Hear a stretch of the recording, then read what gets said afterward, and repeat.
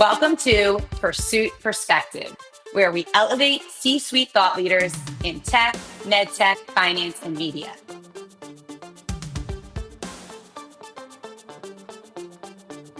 Today, we're joined by Akshat Vaidya, co-founder of Maelstrom, a Hong Kong investment firm focused on off-chain crypto and the only PE firm focused on crypto in the world.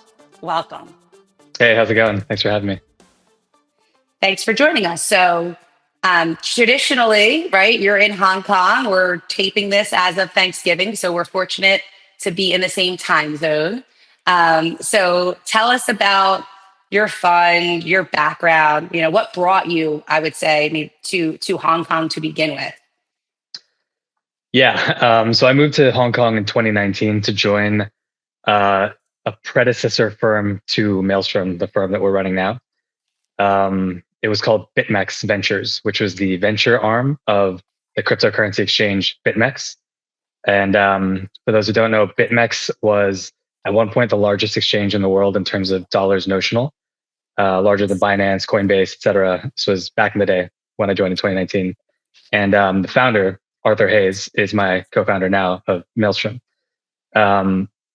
My personal interest in crypto right after I graduated from undergrad in 2013 brought me into the ecosystem as just a speculative retail buyer of Bitcoin. I started buying in 13. Interesting. Yeah, a while back, right? And at that time, Bitcoin was even more volatile, even more crazy, Wild Westy than today. And I remember as soon as I bought in at like, say $1,200, $1,300 per Bitcoin. Maybe just months later, it crashed 80% and just stayed in the 200s for years.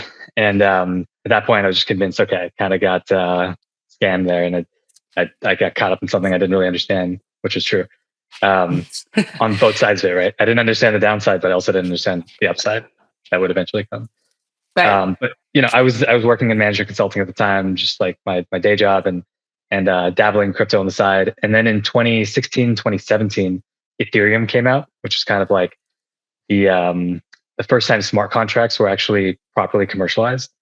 And that kind of opened my eyes into, okay, wait a minute, crypto is not just, this like collectible, like a Pokemon card. There's also actual programmable stuff happening on chain. Can you explain the smart contract aspect? Yeah. So, if you look at Bitcoin today, it's effectively like a new age millennial Gen Z, Gen A version of gold. It's literally has value because we all said it has value, which is basically why gold has value. But there's a whole category of crypto assets that are actually usable.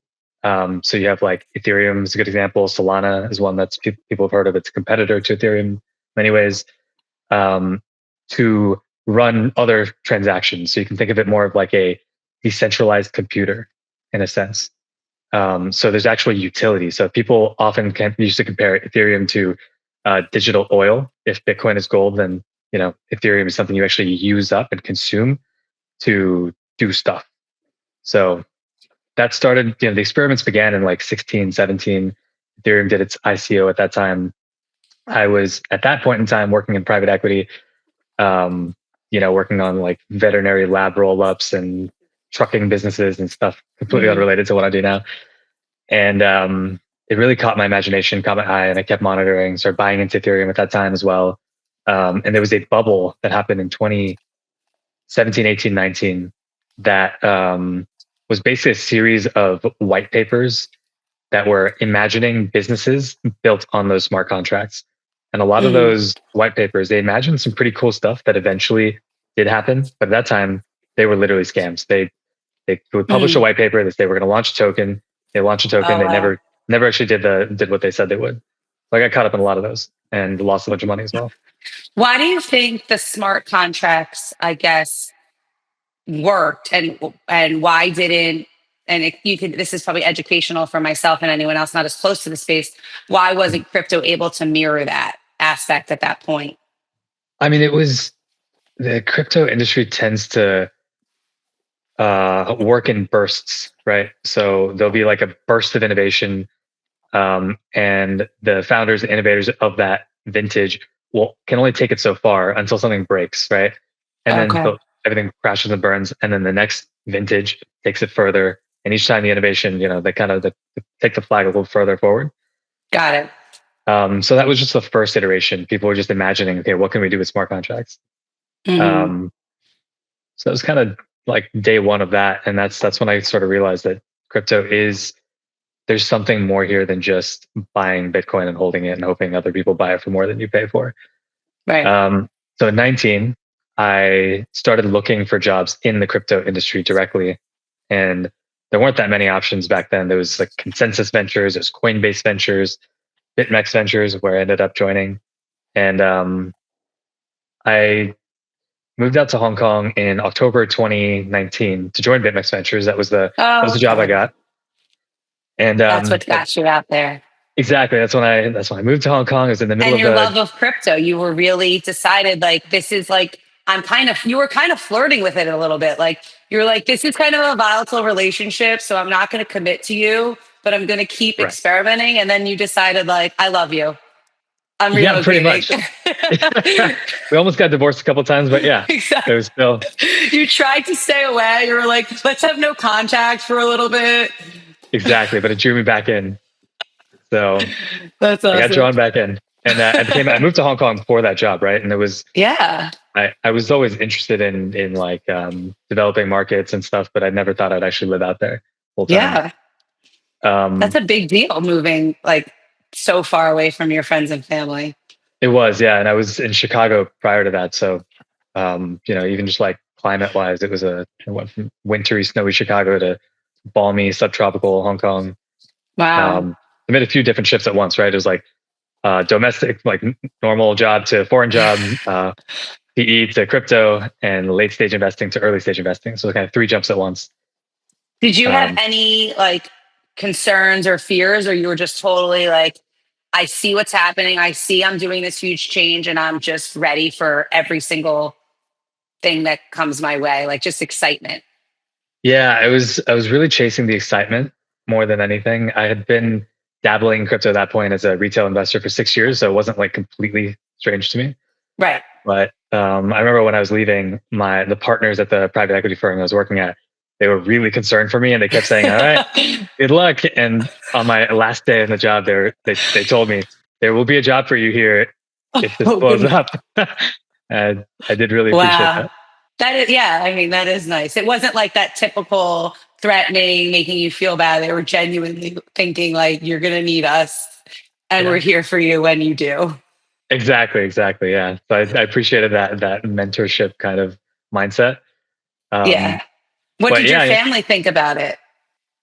I thought it was pretty wild, pretty a pretty exotic decision.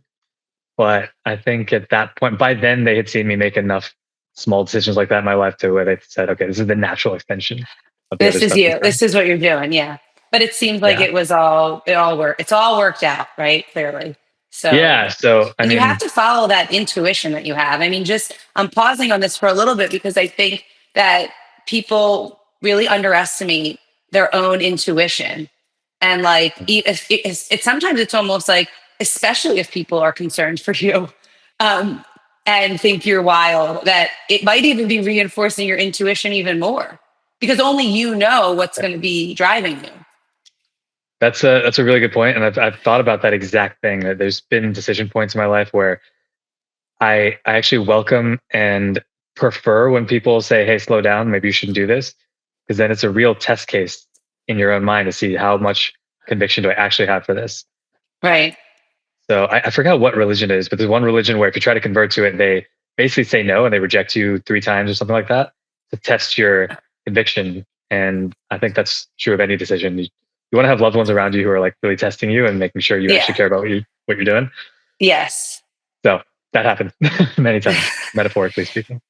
And you did it. So you start. We're at BitMEX now, and you're Yeah. doing it. You're in it. You're back into the relationship. You've committed to Bitcoin and crypto. Okay, so Yeah. walk us through your evolution there once you arrived. Yeah. So I flew over to Hong Kong. It was in the middle of the democracy movement. There was protests Oh happening wow. the entire quarter. I remember my so when I landed in Hong Kong, my bags didn't make it. So I showed up to, this like a hotel with no suitcase, just my carry on. And that very first night, I saw a Molotov cocktail being thrown on the street that I was staying on, and it like hit this building, and just like all the flames or whatever just fell back onto the people. And I thought, wow, okay, this is a wild adventure on so many levels, not just the crypto thing. And, Absolutely. You're and in my a first, completely different like world, basically. yeah, yeah, it really, in some ways, it was almost helpful that there was nothing familiar. So it almost felt like, Right. you hear about these like the refugees coming from parts of the world where they show up to America and just everything's new, and then they figure out how to make it work. Hmm. It's almost because everything's so different, you just start over entirely, and you become completely humble.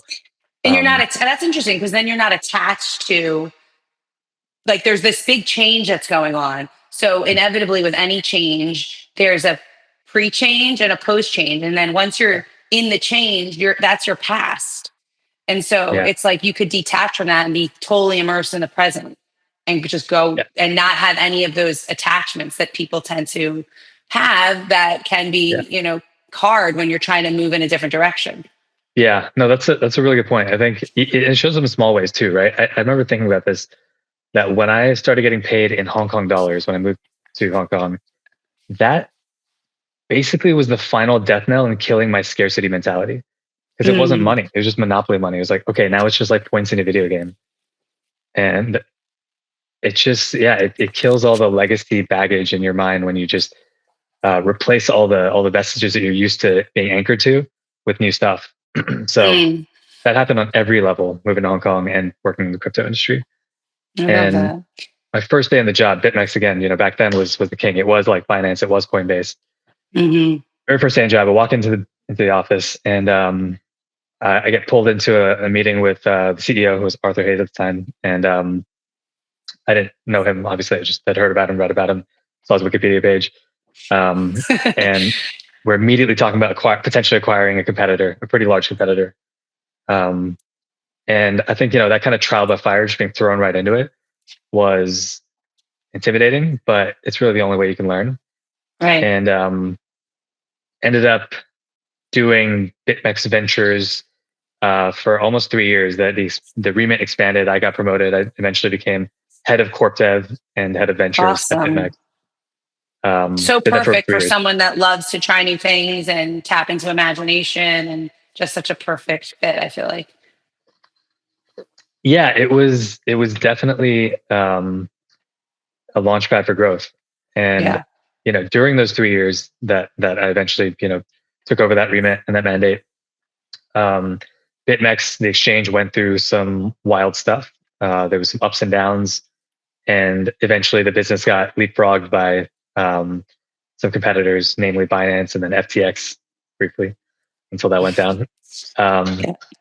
but we decided in the end of 2022 to spin off the investment strategy into its own thing, so it was no longer tethered to BitMEX exchange, and that's how Maelstrom was born. So that was Gotcha. we announced it in Q1 of 2023, and that was, remember, right after FTX had blown up.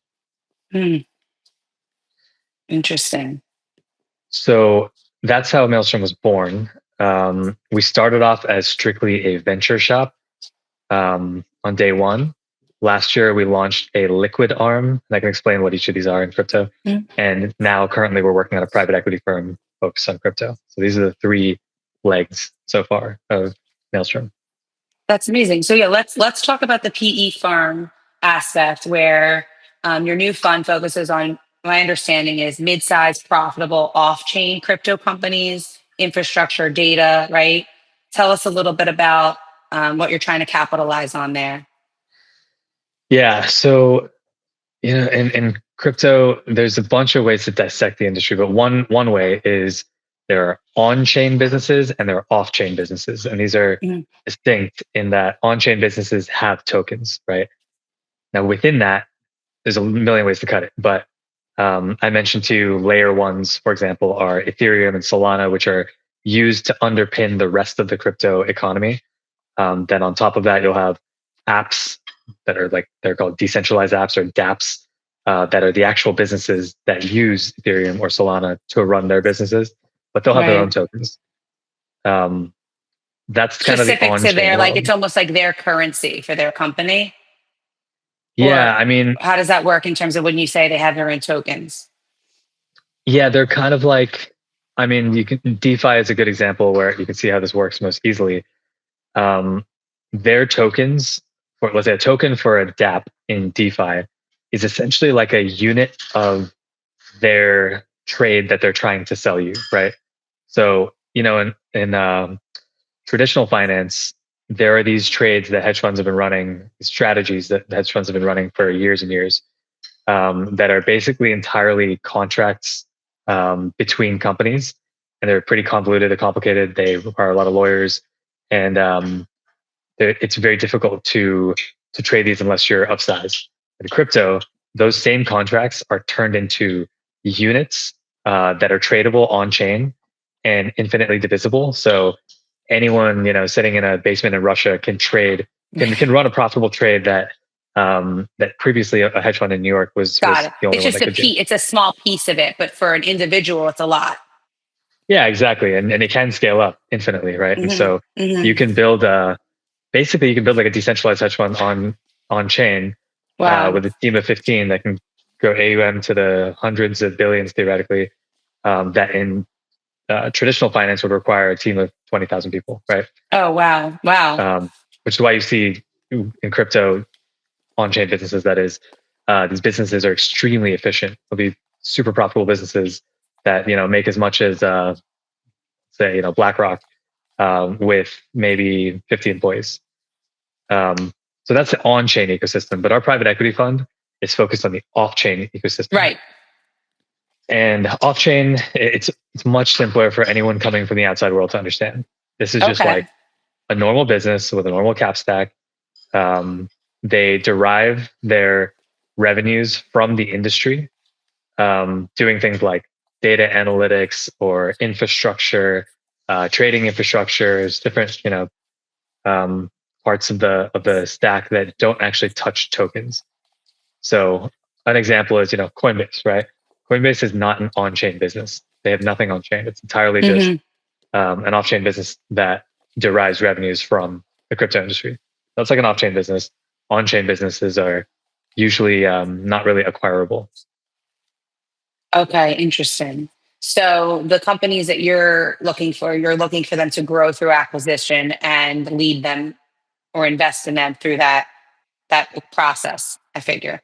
Yeah, so that's the idea. So we'll take controlling stakes in good quality off-chain businesses that are generating healthy revenues consistently and have uh, you know at least say 20% EBITDA margins. Some of them are much higher than that. Some in our pipeline that are shockingly profitable. Mm, Um, that's but amazing. take those businesses, help them grow, expand, diversify, make revenues more stable, and then sell them in, let's say, 3 to 5 years. And you've also emphasized for founders that one of your value props is a cash heavy, clean exit. Could you just talk a little bit about that and also how it compares to the traditional VC model that you're different from? Yeah, so I mean, one of the key axioms in investing and in private equity in general is buy low, sell high. So we Mhm. believe we can buy low because um, there's really nobody else doing what we do right now. We're the only private equity firm focused on crypto, period, in the world. And Wonderful.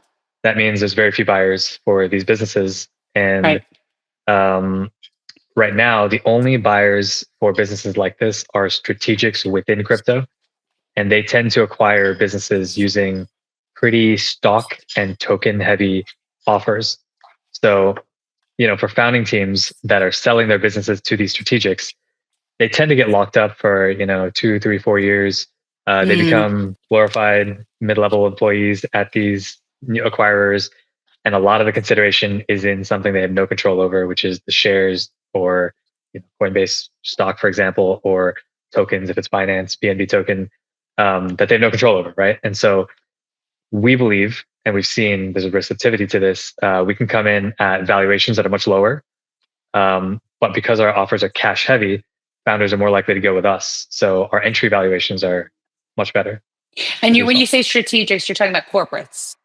Yeah, exactly. Yeah. Yeah. So Coinbase, Robinhood, Binance, et cetera, trying to acquire Yeah. these guys as opposed Yeah. to a Well, you're financial buyer. just saying, yeah, I mean, join the entrepreneurs, basically, like the real entrepreneurs, not the entrepreneurial mindset of corporate America. It's actual Yeah. entrepreneurs. Yeah, exactly. And it's that combined with get your cash and, with an earnout Yes. structure, you walk out in 18 months. It's unlimited upside for you. Like we're not really in your way, essentially. We're giving you Exactly. all the resources to just go for it. Exactly. And we might even give you a second bite at the apple with, when we eventually do sell the company in 3 to 5 years, we could allow founders to roll some of their equity so they get two shots instead of just one. Um, so, for that reason, and knowing that there's zero other financial buyers out there, we basically have our pick of the litter and we know we can buy cheap. Do you anticipate potentially more buyers coming in? Let's say right now we're getting into 2026. It feels like, and you'll verify this feeling, it feels like there's an understanding that crypto's here to stay. Do you agree Mhm. with that? And do you think that that might encourage others to enter? Yeah, others will come. That so far there have been PE growth equity PE shops focused on minority stakes and growth equity in crypto. There's a couple, but not many.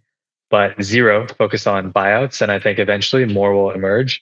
In part because of what we're going to do. We're gonna blaze the path and demonstrate to folks that this is viable. Yeah. Um, and our track record will inspire others to do the same. And when that day comes, um, we'll also sell portcos to those guys in 3 to 5 years. Okay, I see. Yeah, and I love that because we talked earlier about the abundance mindset, and it really kind of plays in here. Like you're already there, so and you have the strategy of benefiting from the competition in terms of selling portfolio companies, and also like bring it on. Like let's all join in on this. Let's expand this industry that we believe in and that we've already put a stake into. Yeah, for sure. Yeah, I mean, we don't want to be the only ones. We welcome competition, welcome Yeah. specialists to focus on certain parts of this industry as it gets bigger and more complex. And we're going to see that happen as we've seen with everything in this industry as it's matured. Yeah, even just in the beginning, like even the tokens themselves and having the Ethereum come in with the smart contracts, the more money that's put in the space, the more viable this space will be, the more interesting the company is, the more profitable the companies, and the more even, there'll be use for this product ultimately, potentially among mainstream, day to day life.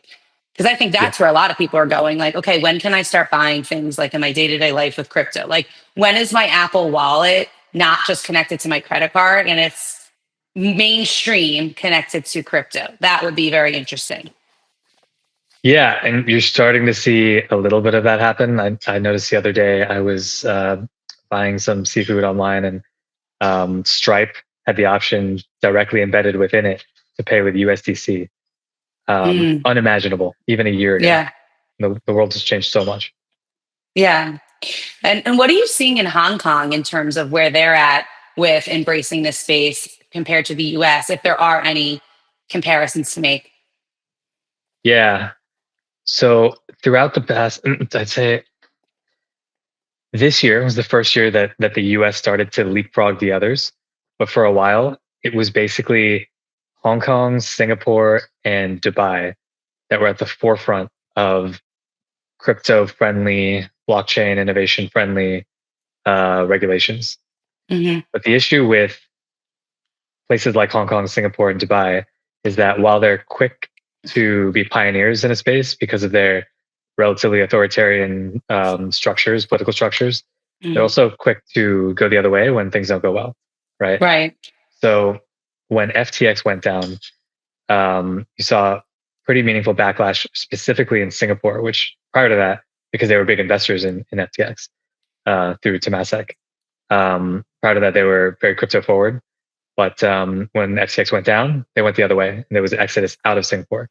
Mm. Hong Kong, typically, if you look at its cultural history over the last 100 years or so, there's nothing there. It was just like a barren rock with a few fishing villages. Um, the British merchants that created Hong Kong, they built it out of nothing, and it's effectively a glorified trading port that has become a Hmm. vibrant city over time. And it's still to this day maintained this very much libertarian trader mindset. And that shows up in so many different ways. I mean, if you look at coming from the US, it's such a stark contrast to see a tax policy, an income tax policy that was actually pro people. There's 0% capital gains tax, long term or short term. The highest marginal income tax rate is 17%. You can do your taxes literally in 15 minutes on an online platform run by the government. Wow. No cottage industry of various tax solution providers. Um, the subway system there, it's like the New York subway basically, but for Hong Kong, Hmm. is privately run. It's a publicly traded stock that you can buy. It's Oh, basically a mall wow. company. Basically, they built like a series of malls and connected the malls with their subway system. Oh, that's awesome. It's amazing, yeah, and it's like one of the best, safest, easiest to use subway systems in Right. the world. So the city kind of has this ethos that it's a libertarian paradise, and that played out in crypto as well. So if you look at all the major Hmm. exchanges in the world back in the day, BitMEX was founded there, FTX was founded there, Binance, OKX. There's a number of other more Asian-focused exchanges. Binance now being the largest one in the world. All either were founded there, headquartered there, or had their largest shadow offices there. Hmm. 'Cause Hong Kong is a very lax culture, right? So there's a bunch of people working there in industries that they're not regulated to be working there, but Hong Kong is very chill with that. So as a result, Okay. it fostered a big culture of exchanges, trading infrastructure, hedge Hmm. funds, focus on crypto, et cetera, in Hong Awesome. Kong. But through that process, during those years, and then Dubai popped up on the map as well in the last couple of years. There was kind of this game of whack-a-mole where folks would just kind of bounce between these jurisdictions, and America was off limits um, Mm. because I think there's a few reasons you could dive into, but I think one of the biggest things is that um, the U.S. financial sector is highly regulated for a reason, and those reasons are not always good. Some of them are somewhat nefarious. It's a sort of protectionist mechanism to keep the powers that be from having to compete with innovation. And the way our political economy worked for a long time, um, it was these same protectionist measures were used to keep in place politicians and regulators, namely Gary Gensler, to coddle the old world traditional industry from having to compete, right, with Mm. innovation.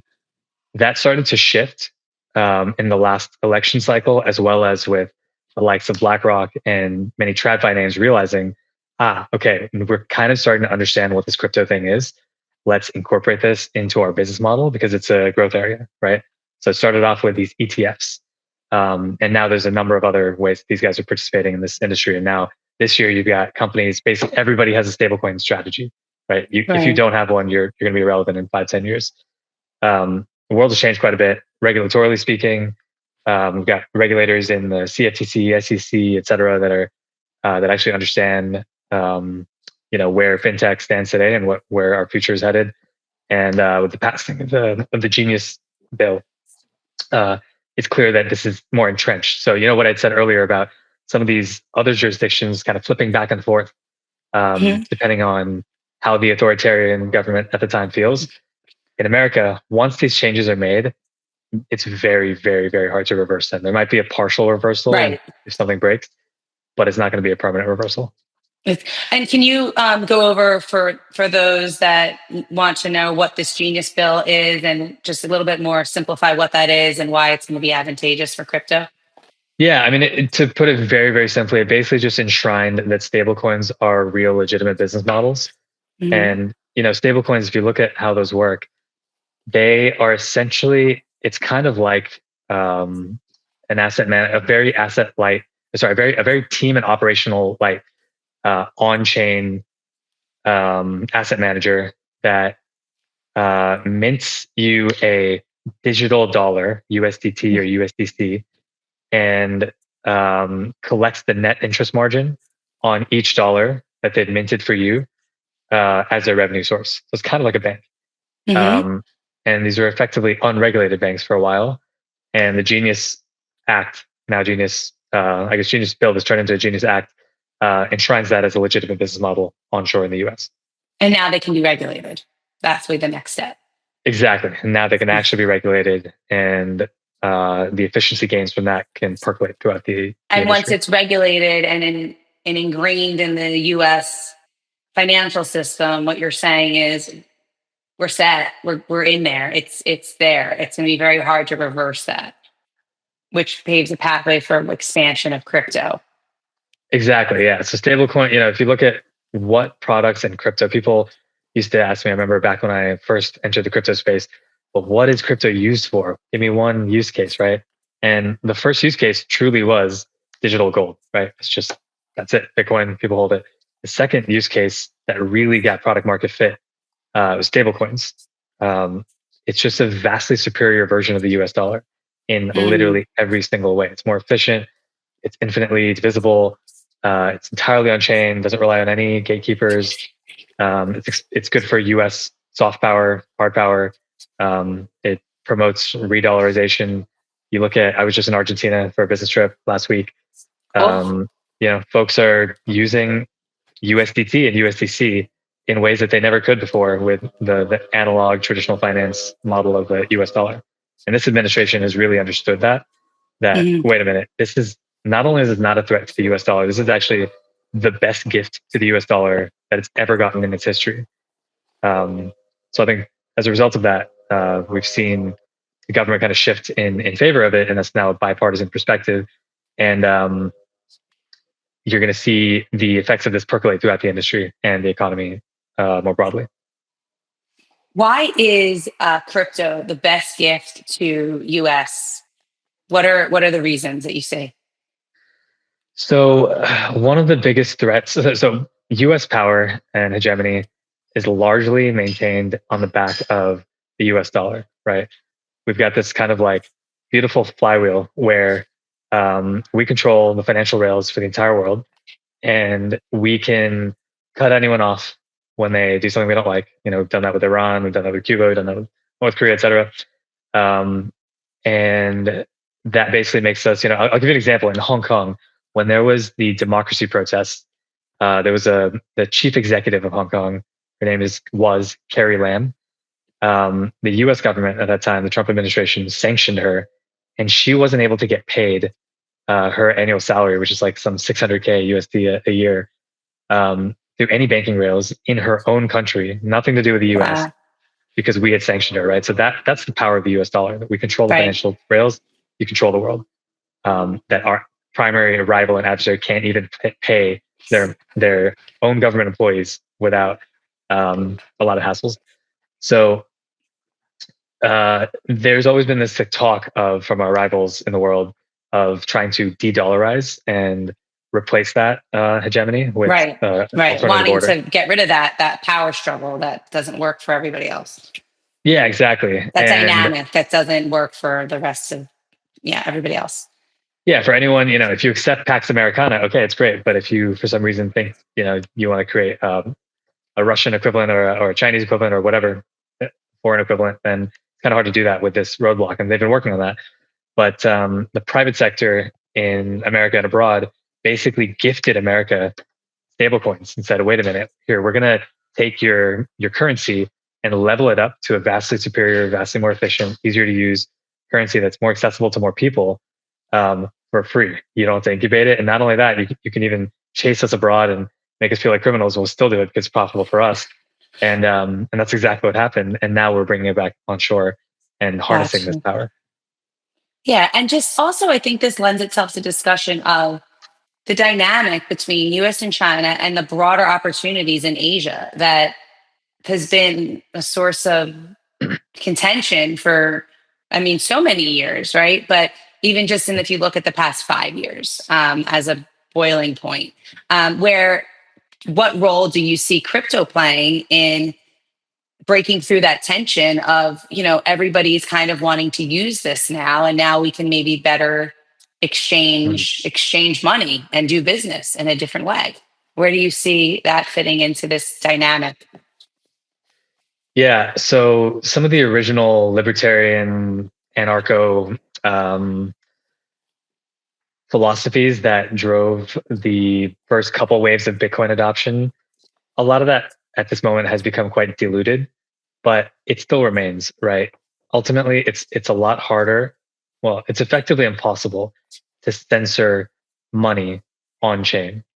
If somebody wants to send Bitcoin, they're going to send Bitcoin. You can trace them later, and you can see where the money went, and if you can figure out how to trace it to a wallet, and trace the wallet to an individual, okay, you can track it. You cannot stop it. It's literally uncensorable. So in that regard, for the long term good of the world and um, creating rails that are um, basically unstoppable, crypto is net positive, a force for peace. If you're a merchant in China and you're selling products to someone in the US, and if both governments are at loggerheads and there's um, kind of like this sort of sanctioning mindset, and let's get in the way of people's ability to do commerce, nothing can stop them from doing it on chain. You can punish them later, but you can't stop them, right? And if there's ever a moment in time where um, sort of the people on both sides of whatever fences there are anywhere in the Hmm. world decide that, you know what, we'd rather trade with each other and be connected than not, and the governments feel a different way, then there's nothing the governments can do to stop that. Hmm. But in some ways, it's kind of like a counterbalancing force to promote globalization, to promote standardization of how we do commerce globally, and promote people's ability to just trade in an uncensored way. I love that. It's like it's an equalizer, essentially. That it's Yeah, not one currency is going to be so much more dominant than the other, and then potentially completely, stall or pause or otherwise get rid of, the other. It's like an equal playing ground in a way. yeah, for sure. And you know, the people want to trade. I feel like some of the earliest um, things that make us human, right? You've got obviously love and things like that, but also trading. Animals don't do it as much as we do, and That's we've always wanted to do it. We'll always will. that is true though. No, I'm laughing because of said from you. It's just it's funny, but yeah, yeah, you're right because our roots like people were bartering goods and trading, like exchange of information, my skills, your skills, let's work together. Like that is the foundation of a society basically and business. Yeah, and any technology that makes that easier and harder for anyone to stop is net good in the long run for everyone.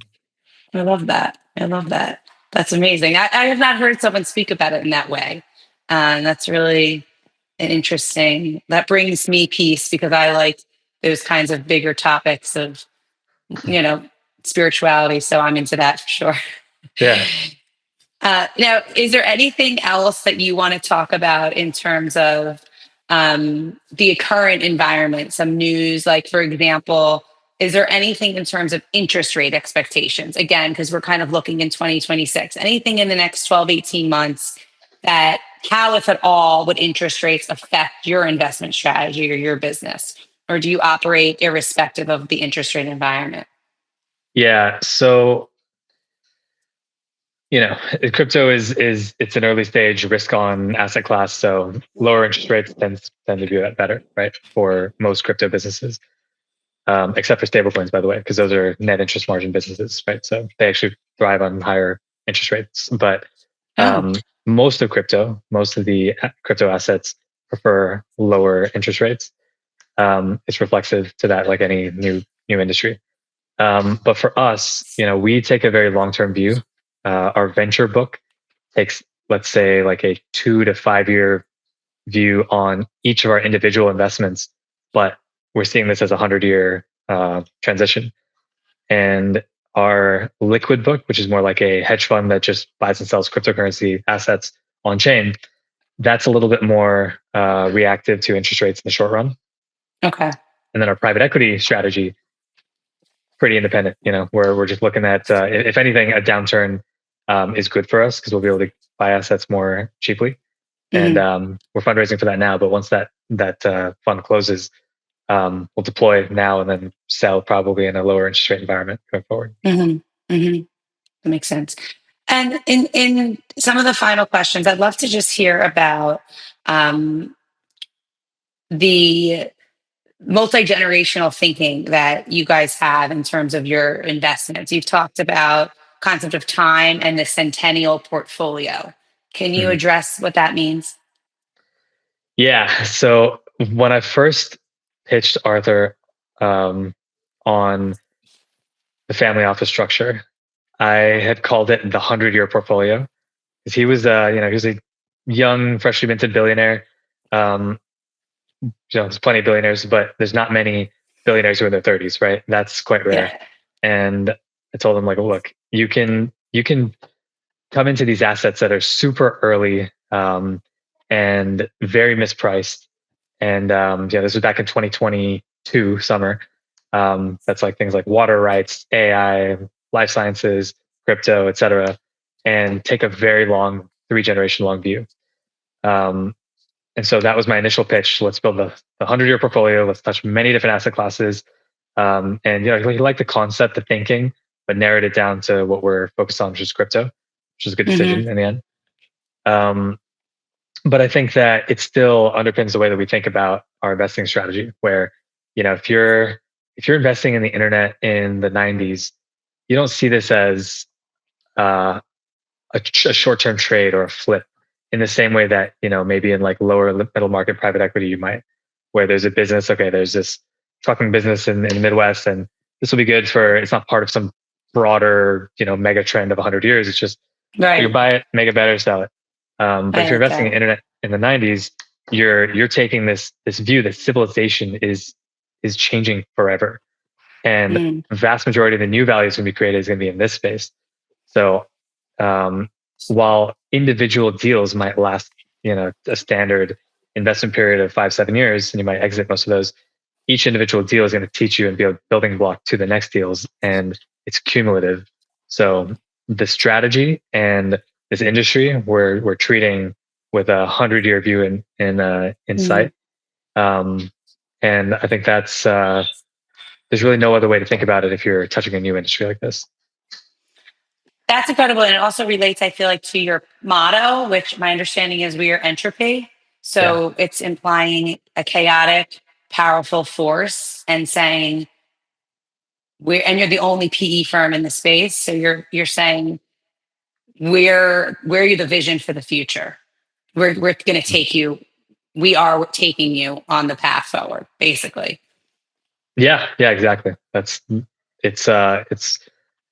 investment strategy, yes, but it's also a philosophy. Yeah. Yeah. I mean, thank you for sharing. Is there anything that I did not ask you that you want to share while we have this opportunity? No, no, I think we covered everything. Okay. Awesome. Well, thank you so much for joining us, Pursuit Perspectives. So thank you. Okay, thanks, Rachel.